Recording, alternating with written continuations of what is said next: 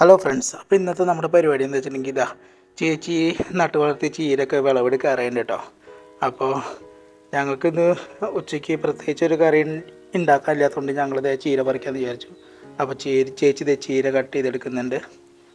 അപ്പോൾ ചീര മാത്രമല്ല കേട്ടോ ഞങ്ങളിവിടെ കൃഷി ചെയ്യുന്നത്. ഞങ്ങളിവിടെ തക്കാളിയൊക്കെ നല്ല രീതിയിൽ കൃഷി ചെയ്യുന്നുണ്ട്. എല്ലാം നമുക്ക് മണ്ണിൽ നേരിട്ട് നടാൻ പറ്റില്ല, ഇവിടുത്തെ മണ്ണ് അറിയാലോ. അപ്പോൾ ഞങ്ങൾ ചട്ടിയിലാണ് വെച്ചിട്ടുള്ളത്. അപ്പോൾ തക്കാളിയൊക്കെ നല്ല അടിപൊളിയായിട്ട് വന്നിട്ടുണ്ട് കേട്ടോ. മീൻസ് നല്ല ആരോഗ്യത്തോടെ വന്നിട്ടുണ്ട് തക്കാളിയൊക്കെ. ഒരു പൂക്കളും ഉണ്ടായിട്ടുണ്ട്. അപ്പോൾ ഇപ്പോൾ തന്നെ ഒരു വിധം തക്കാളി അതുപോലെ ആയിട്ടുണ്ട് കേട്ടോ. അപ്പോൾ ഈ തക്കാളിയുടെ ഫുള്ള് ക്രെഡിറ്റ് അളിയനാണ് കേട്ടോ. അളിയനാണ് ഈ തക്കാളി ഇത്രയും സംരക്ഷിച്ച് വളർത്തിയെടുത്തത്.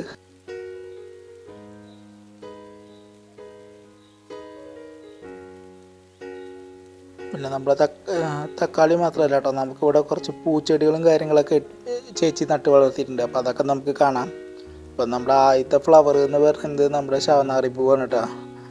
അപ്പോൾ ഇതിനെ വിൻചാ റോസ എന്നൊക്കെ പറയുന്നുണ്ട്. അപ്പോൾ ശവനാറി പൂ ഇതിൻ്റെ 2 വെറൈറ്റി ഇവിടെ ഉണ്ട്.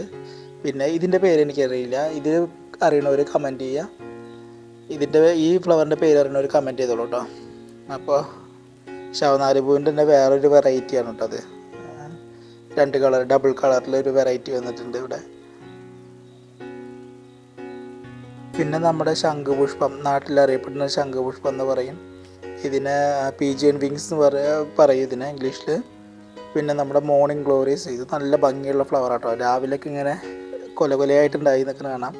പിന്നെ ഒരു റോസ് ഉണ്ട്, റെഡ് റോസ്. നല്ല പൂവ്, നല്ല ആരോഗ്യമുള്ളൊരു പൂവുണ്ടായി നിൽക്കുന്നുണ്ട് കേട്ടോ. പിന്നെ നമുക്കൊരു സ്പെഷ്യലായിട്ടൊരു സാധനം ഉള്ളത് വെച്ചിട്ടുണ്ടെങ്കിൽ 10 മണിപ്പൂവാണ്, 10 o'clock ഫ്ലവർ. ഇതിൻ്റെ പ്രത്യേകത എന്താ വെച്ചിട്ടുണ്ടെങ്കിൽ ഇത് നാട്ടിൽ നിന്ന് കൊണ്ടുവന്നതാണ്, പ്ലാന്റ് ചെയ്തിട്ടാണ്. എൻ്റെ വീട്ടിൽ നിന്ന് കൊണ്ടുവന്ന് പ്ലാന്റ് ചെയ്തിട്ടുള്ളതാണ്. അപ്പോൾ ഇത്രയും കഴിഞ്ഞപ്പോൾ ചേച്ചി ചീരയൊക്കെ ആയിട്ട് വന്നിട്ടുണ്ട് കേട്ടോ. അപ്പം ഇന്ന് പരിപ്പും ചീരയാണ്.